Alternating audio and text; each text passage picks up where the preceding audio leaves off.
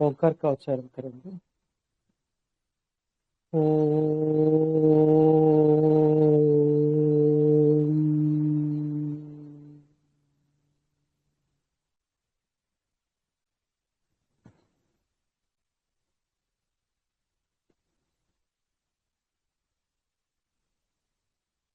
इष्टि तंत्र की चर्चा हो गई है।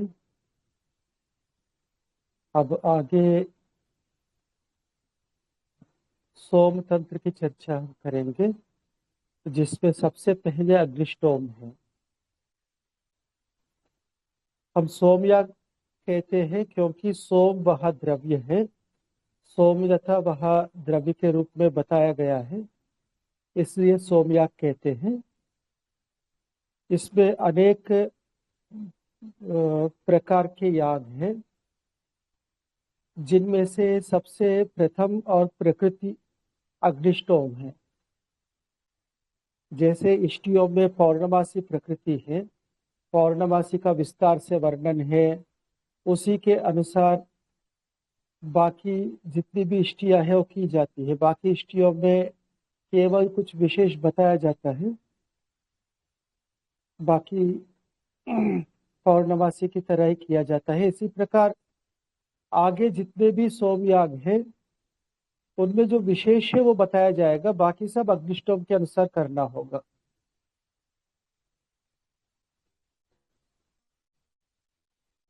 जो यजमान अग्निष्टोम करता है उनके लिए एक विकल्प है कि क्योंकि बहुत ज्यादा द्रव्य और धन की आवश्यकता होती है, तो इसके लिए समाज से वो सहयोग प्राप्त कर सकता है।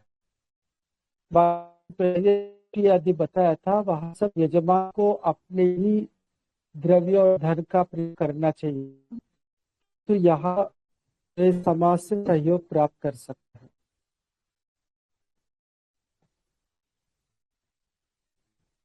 और जो ये सबसे प्रथम अग्निष्टोम है, ये 5 दिन का याग है। पूरा 5 दिन रखते हैं, बल्कि एक दिन पहले आके तैयार करते हैं तो वो अतिरिक्त माना जा सकता है। ये घर में नहीं हो पाएगा, इसके लिए बड़ा मैदान चाहिए।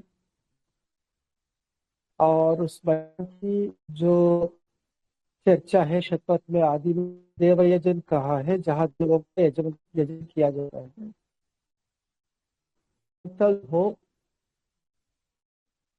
बहुत ज्यादा उबड़ खाबड़ ना हो, अच्छा हो, और थोड़ा सा ढलान प्राग उदक दिशा की तरफ हो, यानी उसके दक्षिण व पूर्व पश्चिम दिशा ढली हुई हो, और पूर्व दिशा उत्तर दिशा वहाँ नीचे हो, ढलान उस तरफ हो। ज्यादा ढलान की बात नहीं है, हल्का ढलान की बात है। उस प्रकार की जगह और जहाँ पर्याप्त स्थान हो वो चुना जाता है, खुला मैदान चुना जाता है। और जिस दिन अग्निष्टोम है उससे पहले ही शाम को सब वहां पहुंच जाते हैं, यजमान आदि, क्योंकि अगले दिन से अग्निष्टोम करना है। और जैसे पौर्णमासी की 3 यज्ञकुंड है, बल्कि 2 और उपासना और वो आवश्यक के भी है, सभ्याग्नि और आवश्यकता की स्थापना की जाती है। अपने यज्ञशाला में से अग्नि को अरणी में आरोपित करके आते हैं और यहाँ अग्निमंथन करके पुनः अग्नि को प्रज्वलित करके सायंकाल का अग्निहोत्र आदि वो संपन्न करें। अग्निहोत्र में मुख्य रूप से कुल 16 यज्ञ होते हैं। वो आपको जो पुस्तक शेयर किया है उन सब में ये 16 यज्ञों का नाम जो विभाग है वो लिखा होगा, आप वहां भी देख सकते हैं। 4 गण हैं, अध्वर्युगण, होत्रिगण, औदगात्रिगण और ब्रह्मगण। ये चारों चार वेदों के होते हैं। अध्वर्यु यजुर्वेद का, होता ऋग्वेद का, उद्गाता सामवेद का और ब्रह्मा अथर्ववेद का। और प्रत्येक के पीछे तीन और सहयोगी यानी चार चार का समूह होता है। अध्वर्युगण में अध्वर्यु, प्रतिप्रस्थाता, नेष्ठा और उन्नेता, ये चार अध्वर्युगण में ऋत्विक है। होत्रगण में होता, ब्राह्मणाच्छंसी नहीं, मैत्रावरुण, मैत्रावरुण अथवा उसको प्रशास्ता भी कहते हैं। और तीसरा अच्छावाक और चौथा ग्रावस्तुत। उद्गात्रगण में उद्गाता, प्रस्तोता, प्रतिहर्ता और सुब्रह्मण्य। और ब्रह्मगण में ब्रह्मा, ब्राह्मणाच्छंसी, अग्नित और पोता। ये 16 ऋत्विक है। सबके अपने अपने कार्य होते हैं। इन 16 ऋत्विजों के अतिरिक्त एक जो ऋत्विक तो नहीं है किंतु यजमान के प्रतिनिधि बनता है, जिनको सोम प्रवाक कहते हैं। वो यजमान की तरफ से ऋत्विजों से जाकर बात करता है कि फलाना व्यक्ति यज्ञ करना चाहते हैं, अग्निष्टोम करना चाहते हैं, आप उनका ऋत्विक बनो। ये जो यजमान के पक्ष में प्रतिनिधि बनकर बाकी सब ऋत्विजों के पास जाके बात करता है, तय करता है, उनको सोम प्रवाक कहते हैं। उनको ऋत्विज मान सकते हैं, नहीं भी मान सकते। हाँ जी, दोबारा बोलिएगा सर जी। नाम सोम प्रभा बोल रहे, सोमपा बोल रहे? सोम प्रवाक, प्रवाक जी ठीक है, स्पष्ट हो गया जी। तो इसके अतिरिक्त कुछ चमसाध्वर्य होते हैं। वो सामान्य रूप से ज्यादातर विद्यार्थियों को ये कार्य दिया जाता है। सोमयाग के समय चमस एक पात्र का नाम है, जो कि ये चमचा नहीं है, हम जो खाते हैं वो चमचा नहीं है। एक हैंडल वाला पात्र होता है जिसमें कम से कम आधा पौन किलो कोई भी द्रव पदार्थ आवे उस आकार का, और चौकोर आकार का होता है। और उनमें सोम रस रहता है और उसकी आहुति दी, अनेक पात्र रहते हैं, सबकी एक साथ आहुति देने होते हैं, जो अध्वर्यु के बस की नहीं है। तो अध्वर्यु के सहयोगी के रूप में आहुति के समय कुछ और चमसाध्वर्यु होते हैं। उनका केवल उस समय जब उनकी आहुति देनी होती है वो आकर आहुति देके चले जाते हैं, और कोई काम उनका होता नहीं है।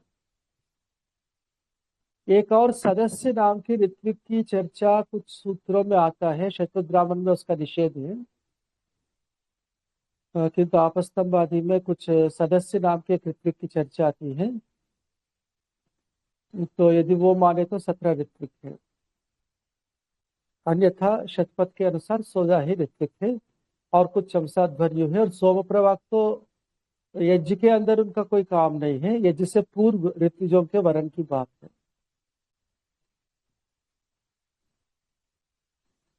तो इसपे जैसे बताया कुल 5 दिन रखते हैं।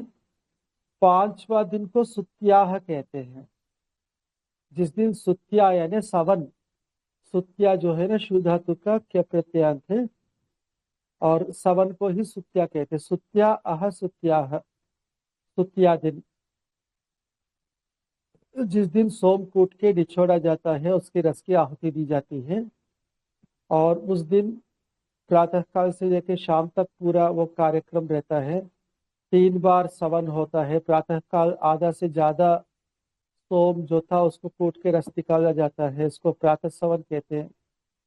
दोपहर जो है बचा हुआ सोम को कूट के रस निकाला जाता है, जिसको माध्याह्न दिन सवन कहते हैं।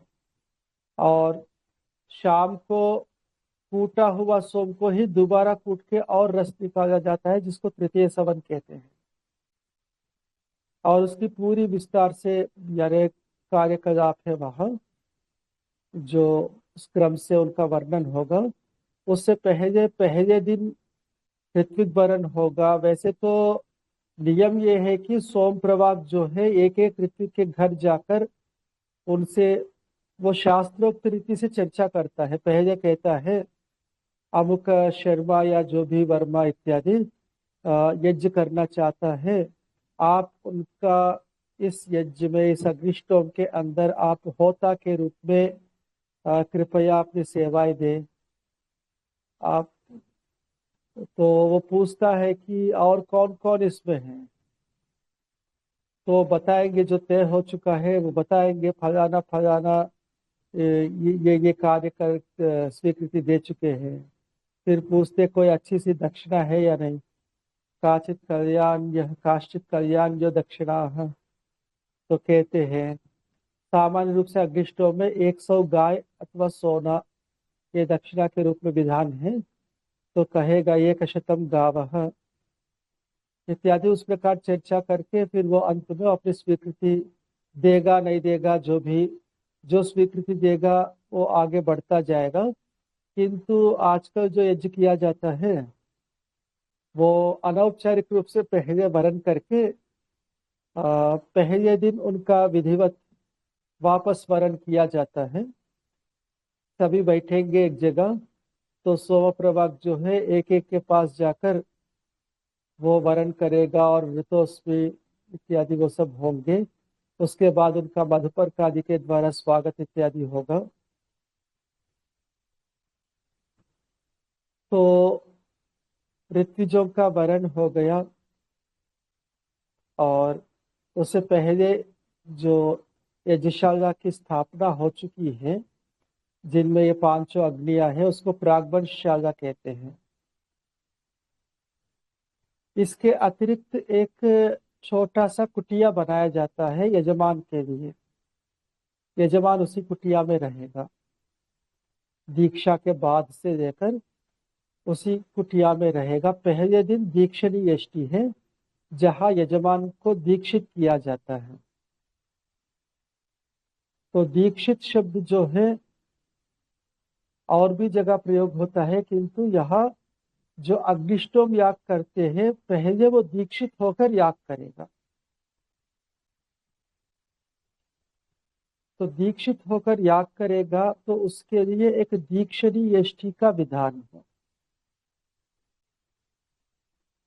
प्रातःकाल के ऋत्विक वरण इत्यादि सब होके उसके बाद दीक्षणी यष्टि का अनुष्ठान होता है। दीक्षणी यष्टि में एक ही पुरोडाश है, आज्ञा वैष्णव पुरोडाश है और वो एकादश कपाल है। अर्थवाद में कहा है अग्निर्वै देवानाम अवमो विष्णु परमः, ये ऐतरेय ब्राह्मण का वचन है। आरंभ भी यही से होता है। अग्नि जो है ना देवों का सबसे नीचे है, पृथ्वी स्थानीय है इस कारण से सबसे नीचे है। और विष्णु परमः, विष्णु जो है सबसे ऊपर है, द्युस्थानीय है, क्योंकि द्युलोक सबसे ऊपर होता है इस कारण से विष्णु जो है सबसे ऊपर है।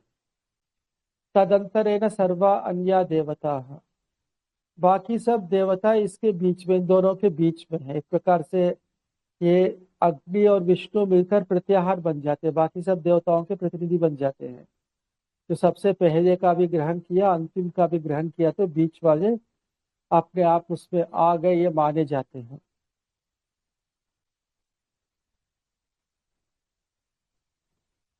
तो ये एकादश कपाल पुरोडाश की यहाँ है। हालांकि ऐतरेय में घृते चरुम निर्वपेत यो प्रतिष्ठितो मन्येत इत्यादि वचन है चरु का भी, किंतु वहाँ ऐसा प्रतीत होता है कि वो अर्थवाद है, विधि तो नहीं लगता। और कई चरु का विधान नहीं है। एकादश कपाल पुरोडाशी है, वहां भी एकादश में से 8 जो है अग्नि की संख्या है। अग्नि जो है पृथ्वी स्थानीय है और पृथ्वी स्थान से गायत्री छंद का संबंध रहता है, तो गायत्री का 8 अक्षर पाद है। और विष्णु की 3 विक्रमण जो है बहुत प्रसिद्ध है वेद में, तो 3 संख्या विष्णु के लिए है। तो इस प्रकार दोनों मिलकर एकादश बन जाते हैं। इस इष्टि के अंत में जो स्तंभ यजु का एक प्रक्रिया है जो नहीं होता, क्योंकि वो इष्टि को समाप्त करने के लिए होता है, किंतु यहाँ समाप्ति इष्ट नहीं है, आगे बहुत कुछ होना है, तो समाप्त नहीं हुआ ये संकेत बना रहे, इस कारण से समिष्टि यजु का यहाँ वो विधान नहीं है। तो बाकी पूरा जो है पौर्णमा दीक्षणी यष्टि करने के बाद अंत में यजमान के लिए कुछ विशेष प्रक्रिया है। ये नाखून और बाल आदि का मुंडन होता है, उसके बाद स्नान होता है। स्नान के बाद पूरे शरीर में नवनीत का लेपन होता है। ये पूरा यजुर्वेद के पहले अध्याय में, नहीं, चौथे अध्याय में इसका वर्णन है।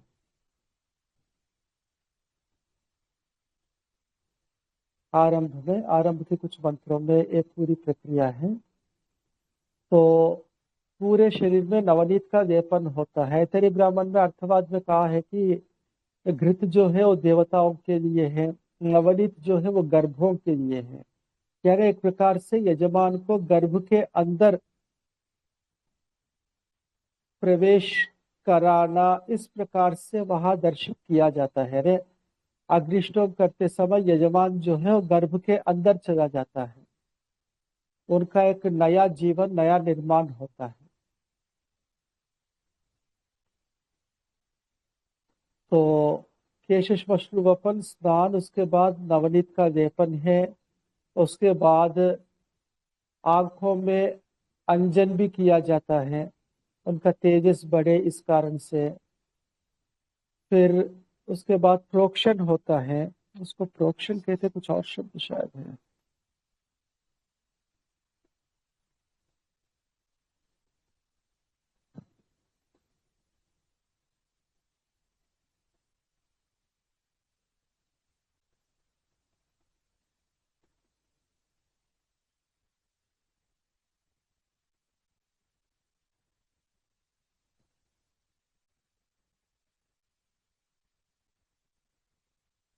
अ, यानी पवित्र किया जाता है शरीर को, इसमें कहा ढूंढ, ठीक है। इसके बाद वस्त्र पहनाया जाता है। यह वस्त्र जो है उल्ब के समान वह वर्णन किया है। गर्भ के अंदर पहले उल्ब होगा, उसके ऊपर जरायु होगी, उसके ऊपर मृगचर्म धारण किया जाता है जो कि जरायु का संकेत है, और मुट्ठी बंधे रहते हैं।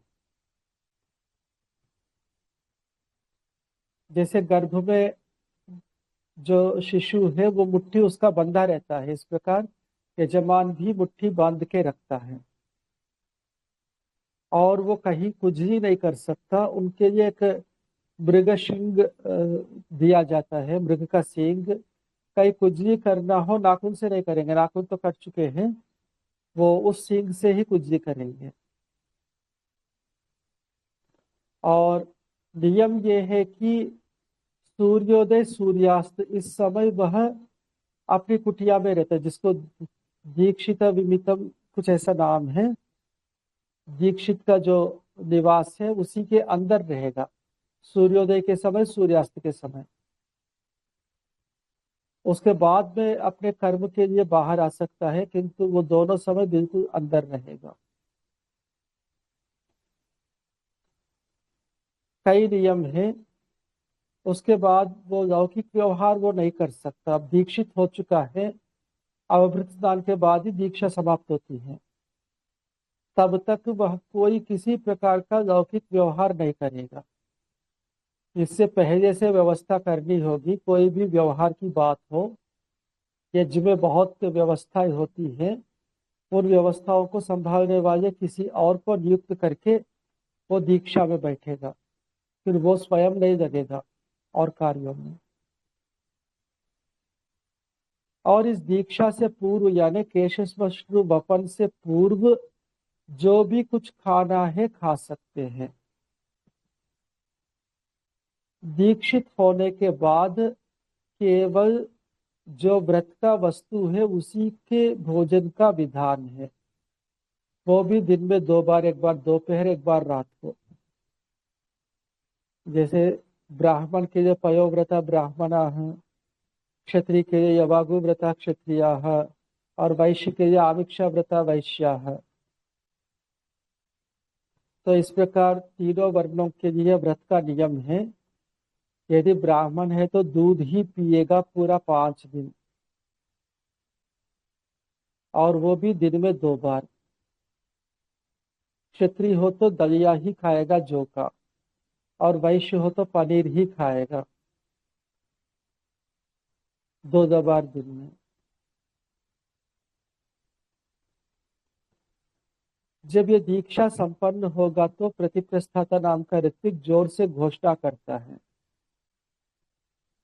दीक्षितोयम यजमानः, उसका पूरा नाम और पहले की 3 पीढ़ियों का नाम, और बाद के भी यदि हो तो 3 पीढ़ी तक का नाम।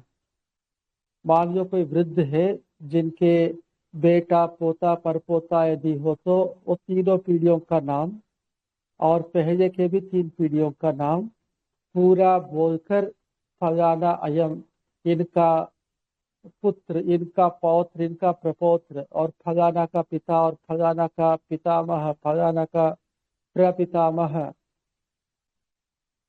आज दीक्षित हो गया है, ये उच्चैर घोष करके सबको बताया जाता है। उसके बाद उनको नाम लेकर कोई नहीं बुलाएंगे। तो इस प्रकार पहले दिन दीक्षणी यष्टि है।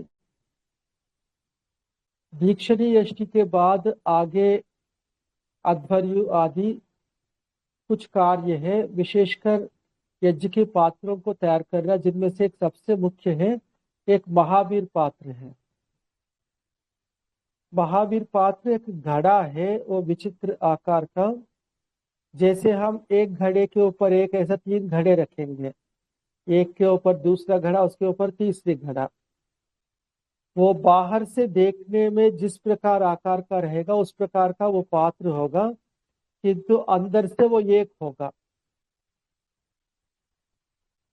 जैसे आप मान लो एक घड़ा रखा है, इसके ऊपर एक फूटा हुआ घड़ा है, नीचे से फूटा है, उसको रख दिया, बाहर से आपको ठीक दिख रहा, पर कोई सामान ऊपर डालेंगे तो अंदर जाएगा। इस प्रकार चिपकाया हुआ जैसा वो आकार होता है ना, ऐसा लंबा, बीच में 2 बार सुखड़ा हुआ, हल्का सा सुखड़ा हुआ, बहुत ज्यादा भी नहीं। तो इसको महावीर पात्र कहते हैं। आगे एक प्रवर्ग याग है जिसमें वो काम आता है, उसमें घी भरकर काफी देर तपाया जाता है, फिर उसके बाद आजा यानी बकरी का दूध डाला जाता है। दूध डालते ही वो अग्नि पकड़ेगा और एकदम बहुत ऊंचा अग्नि की ज्वाला उठेगी। तो ये प्रवर्ग उपसद जो है अगले 3 दिन, पहले दिन नहीं, दूसरे तीसरे चौथे दिन किए जाते, दिन में 2 बार। तो उसके लिए वो पात्र विशेष है, और उसके लिए अलग अलग प्रकार की मिट्टी इत्यादि का वर्णन है, उन सबको मिलाकर वो बनाया जाता है। आपके पास जो पुस्तक है जो आचार्य विजयपाल जी का अग्निहोत्र से लेकर अश्वमेध पर्यंत, इसमें जो वर्णन है ये अग्निचयन के साथ साथ जो सोमयाग का वर्णन है, सामान्य अग्निष्टोम का वर्णन नहीं है, इसलिए उसमें कुछ अतिरिक्त भी है, वो सब अग्निष्टोम में नहीं होगा। आगे अग्निचित जो कहा जाता है, यानी ईंटों का चयन होता है, उसी को अग्नि कहा जाता है। उसका अलग अलग आकारों में वो चयन किए जाते हैं, और ईंट विशेष रूप से पकाए जाते हैं, वो आकार बन जाए उस प्रकार से, और मंत्र पूर्वक वो ईंटें रखी जाएंगी। व्याकरण में वो सूत्र है, तद्वानासाम उपधानो मंत्र इतिष्टकासु लुच्च मतो है। इनके आधान के समय अलग अलग मंत्रों के द्वारा वो ईंट रखे जाते हैं इत्यादि, वो आगे आएगा। और सामान्य अग्निष्टोम के अंदर उसका विधान नहीं है, यदि वो करना चाहे तो फिर वो अतिरिक्त है वो। तो यह पहले दिन का कृत्य है। दीक्षा होने के बाद उसके बाद उनके और सब कर्म समाप्त हो जाते हैं। जो भी गृह कर्म होंगे और जो नियमित अग्निहोत्र होगा, जब तक दीक्षित है उन सब कर्मों से मुक्ति होगी। अब केवल अग्निष्टोम मात्र उनके ये कर्म है।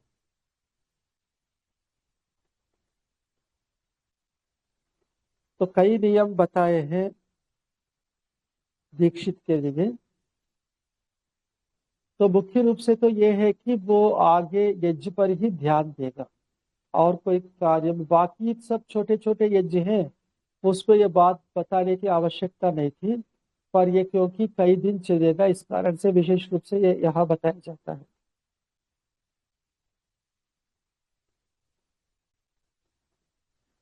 तो ये पहले दिन का कृत्य है जिसमें ऋत्विक वर्ण से लेकर दीक्षानी यष्टि, फिर दीक्षा देना, ये सब है। और फिर महावीर पात्र का निर्माण इत्यादि, ये सारा इसके अंतर्गत आता है। तो इसके बाद अब दूसरे दिन के कृत्य थोड़ा सा देखेंगे। इसमें एक प्रवर्ग्य और एक उपसत, दो याग हैं।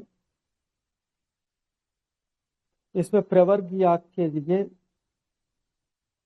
आहवनी के पास में पूरा जमीन पर कुछ अंगारे रखी जाती, अंगारे फैलाई जाती है थोड़ी दूर तक।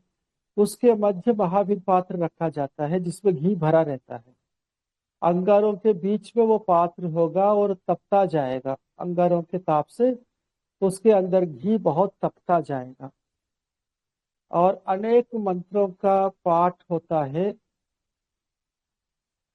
और उसके बाद अजा के दूध के थोड़ी सी आहुति दी जाती है उस महावीर पात्र के अंदर, जो घृत है उसके अंदर। तो अग्नि बहुत जोर से ऊपर उठता है। उसके बाद दूसरी बार भी आहुति दी जाए, दूसरी बार उतना ऊपर नहीं उठेगा। तो इस प्रकार दो प्रवर्ग है। उपसत की चर्चा मैं कल करूंगा। इसके बाद एक सोमक्रय रहता है दूसरे दिन। जो अग्निष्टोम का जो मुख्य द्रव्य है सोम, उसका क्रय होता है। और कोई एक व्यक्ति सोम विक्रयी बनकर आता है, सोम को बेचने वाला बनकर सोम को लेकर आता है। और अध्वर्यु आदि ऋत्विक जो है उनसे चर्चा करते हैं सोम को क्रय करने के लिए। जो भावताव होता है कि ये तुम्हारा सोम है बहुत अच्छा है, हम खरीदना चाहते हैं, और इतने पैसे में खरीदेंगे, इतने पैसे में खरीदेंगे, भावताव करके अंत में उसको खरीद लेते हैं।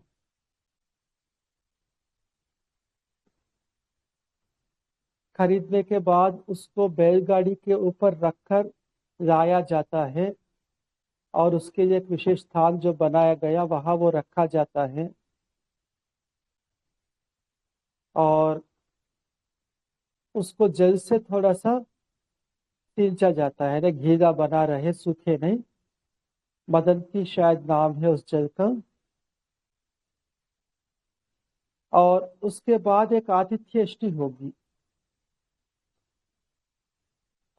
सोम आया है, अब सोम बहुत बड़ा अतिथि है, उसका बहुत महत्व है। तो उसके लिए एक आतिथ्य अष्टि का विधान है। आतिथ्य अष्टि में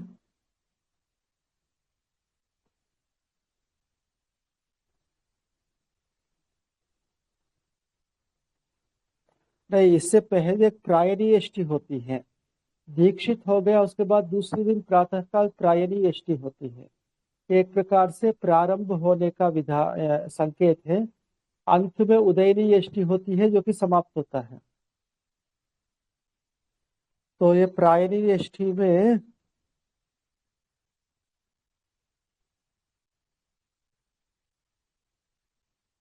इसमें पथ्या स्वस्ति अग्नि सोम सविता, ये 5 देवता है। इसमें अदिति एक बीच में रहेगा, बाकी की यानी बाकी का तो घृत आहुतियां है और अदिति की चरु है।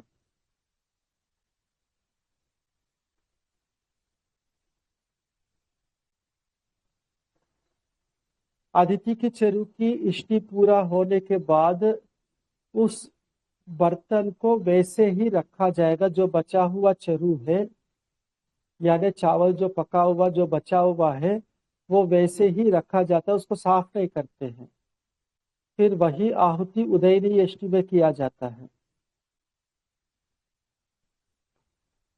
तो ये प्रायणी अष्टमी है। प्रायणी अष्टमी के बाद प्रवर्ग उपसर्ग, इनके बाद फिर सोम विक्रय, उसके बाद फिर आतिथ्य अष्टमी।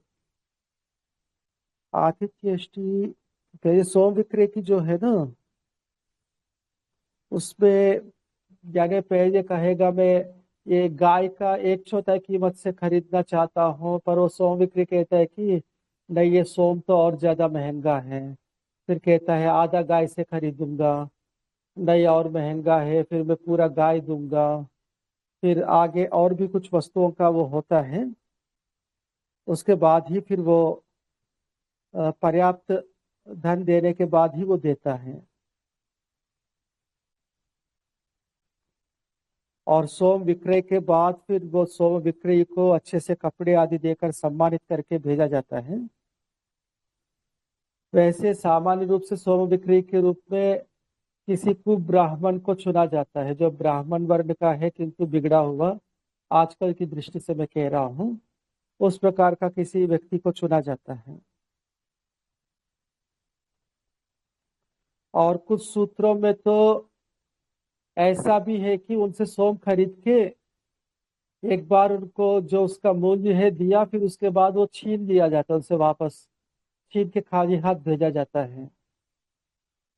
विशेषकर कात्यायन सूत्रों में इस प्रकार का कुछ संकेत है, किंतु और सूत्रों में उनको वो धन और सम्मान पूर्वक भेजने का भी विधान है।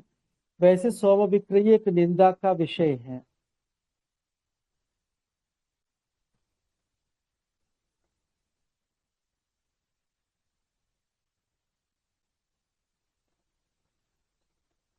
तो सोम को बैलगाड़ी के ऊपर लाकर आतिथ्येष्टि की जाती है, जिसमें विष्णु देवता है और विष्णु का नवकपाल पुरोडाश है।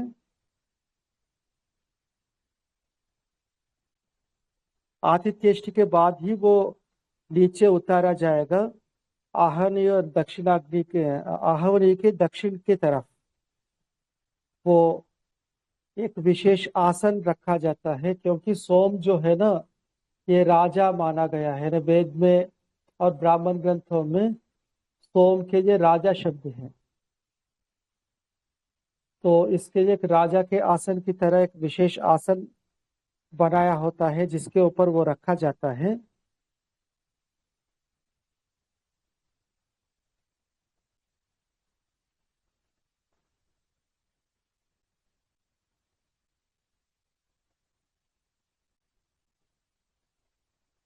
इसके बाद उत्तर वेदी का निर्माण की प्रक्रिया शुरू होती है। अभी तो प्रागवंश शाला है, जिसमें दर्श पौर्णमास की जितनी यानी इष्टि के लिए जितना वो तंत्र है उतना ही वो यज्ञशाला है। आगे अग्निष्टोम जब किया जाता है तो उसमें काफी विस्तार होगा, और इसमें पीछे चित्र होगा, इसमें आप देख सकते हैं। इसमें पृष्ठ संख्या है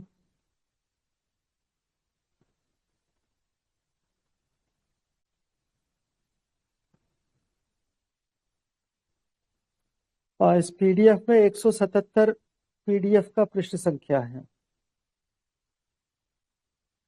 इसमें आप खोल के देख सकते हैं।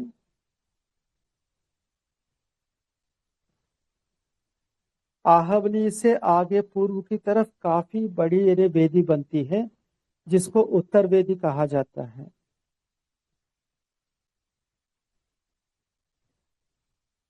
इस पूरी वेदी का विस्तार से वर्णन मैं कल ही करूंगा, क्योंकि इसमें काफी समय लगेगा। आज वैसे भी थोड़ा सा ही समय बचा है। तो इस वेदी के लिए नाप तोल करना शुरू करते हैं और इस वेदी का निर्माण भी दूसरे दिन किया जाता है।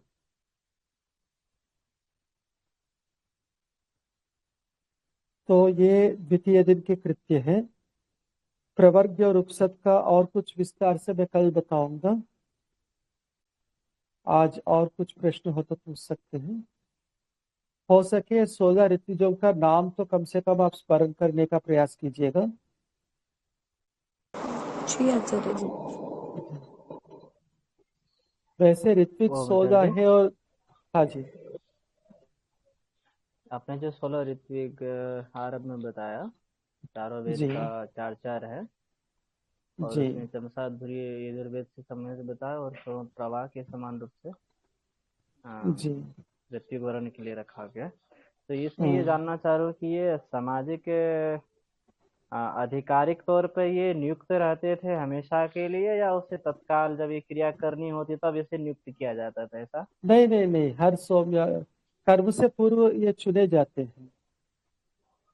मतलब जब हमें कोई दिनांक तारीख निश्चित किए उस समय इनको चुने जाता है, ऐसा? पहले से पूर्व हाँ अधिकारी हाँ नहीं हाँ। होते ब्राह्मण, ऐसा नहीं है ना?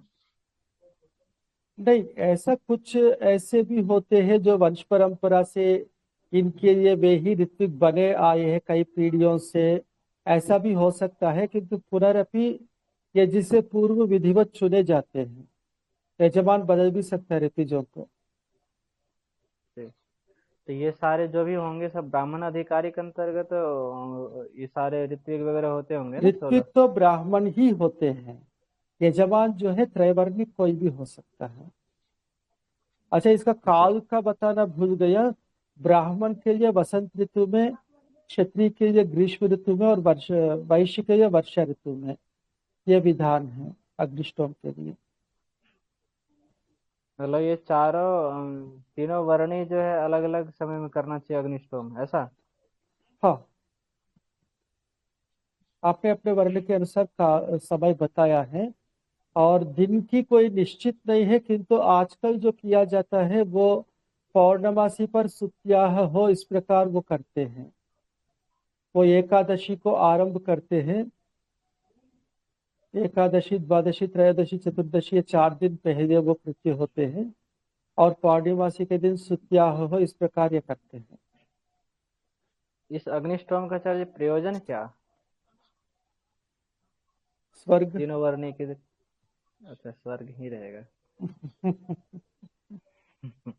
ठीक है। और एक ये चीज जानना चाह रहा हूँ कि जैसे कि सोम का क्रय करना निंदित माना गया है शास्त्र में, जैसा आपने अभी भी बताया। विक्रय, क्रय नहीं, तो विक्रय। हाँ, विक्रय। जी। तो ये सब लीला किस लिए की जा रही है वहां पे? बेचना, फिर बेच करके उससे छीन लेना? ये जो है ना, सोम का महत्व बताने के लिए। सोम बहुत ज्यादा महत्वपूर्ण वस्तु है और एक प्राकृतिक संसाधन है जो कि बेचा नहीं जाता है। प्राकृतिक संसाधन सबके लिए खुले रहते हैं। तो एक तो वो संकेत है और दूसरा वो बहुत ज्यादा महत्वपूर्ण वस्तु है। उसका महिमा मंडन की दृष्टि से वो सब लीला है। जी। ये तो बहुत तीता होता है ना सर जी, पीने में तो जी बहुत हाँ, ये वैसे तो तिक्त होता है ना? आजकल सोम उपलब्ध नहीं होता। उसकी जगह पूती तृणों का प्रयोग है। सोम का वैसे सोम स्वरूप क्या बताया है? लंबाई चौड़ाई सोम एक कुछ लता लता हो? है। लता है और उसका प्रत्येक दिन शुक्ल पक्ष में एक एक पत्ता बढ़ता जाएगा। पौर्णिमासी पे कुल 15 पत्ते होंगे। कृष्ण पक्ष में एक एक पत्ता झड़ता जाएगा। ऐसे कुछ विचित्र विचित्र वर्णन है। अब वास्तव में ऐसा कोई था या नहीं था, इस पर भी मुझे तो संशय है।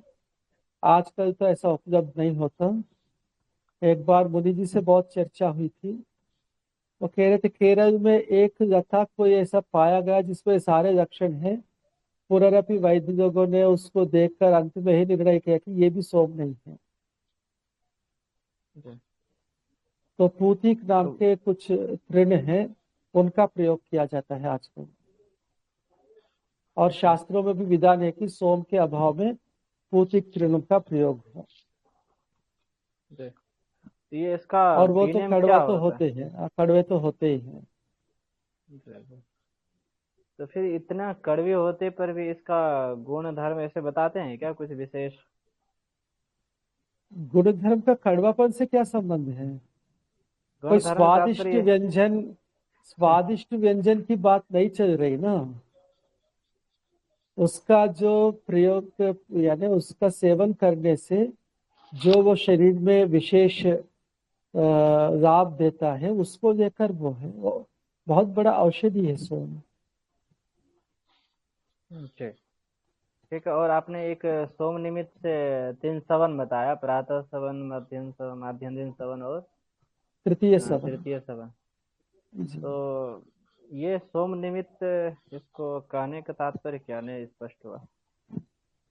सोम जो लिया हुआ है वो 3 बार कूटा जाता है। एक बार हाँ प्रातः काल कूट के उसकी आहुतियां दी जाती है। आधा से ज्यादा प्रातः काल, बचा हुआ दोपहर, और कूटा हुआ को ही दोबारा तृतीय सवन सायंकाल। जी। ये हो और गई, वो ये बहुत किसको दिया लंबी जाता है? प्रक्रिया है। वो तो पूरी प्रक्रिया में अभी केवल संकेत किया है। जब ये क्रम से सुत्याह दिन के आप अंदर आएंगे ना, वो अच्छा। सुत्याह जो है बहुत लंबा है। और सामवेद का प्रयोग उसी दिन होगा, पहले 4 दिन सामवेद का कोई प्रयोग विशेष नहीं होगा, केवल सुब्रह्मण्य आह्वान होता है, बाकी और कोई प्रयोग नहीं होता विशेष। जय करें। तो ये जो सत्य प्रकाश में दिया जाता है कि प्रातः सवनम, माध्याह्न सवनम, जो द्वितीय समोल्लास में सत्य है, तृतीय में सत्य, तो वहाँ क्या कहा ब्रह्मचर्य से संबंधित ये सोम निमित्त ही वहाँ जानना चाहिए या वहाँ नहीं, केवल काल के वहाँ ब्रह्मचर्य में फलाना ने प्रातः सवन आदि के साथ वह तुलना की गई है। दृष्टि? वहाँ उसका विधान नहीं है। जैसे यह प्रातः सवन आदि है वैसे वहाँ वो है, इस प्रकार तुलना के रूप में है। अच्छा। का मतलब काल की दृष्टि से लिया हुआ है ऐसा? काल काल की भी तुलना और उस साधारण। कार्य, उसमें जो क्रिया होती है उसके समान यहाँ ये क्रिया है, ऐसा कुछ वो है। हालांकि मुझे अभी पूरा पूरा एकदम स्पष्ट याद नहीं है कि वहाँ क्या लिखा हुआ है। सत्यार्थ प्रकाश में कौन से तृतीय समुदास में है? हाँ जी, ऐसा ही। और एक बार पूरा देखना पड़ेगा ना, अब ऐसी उपस्थिति तो होती नहीं है। ये तो जी। ध्यान है कि वहाँ वो चर्चा है, पर बिल्कुल सही सही क्या है वो तो एक बार देखना पड़ेगा। जैसे। ठीक है, ठीक है। होगा। जी। धन्यवाद। ओंकार करेंगे। ओ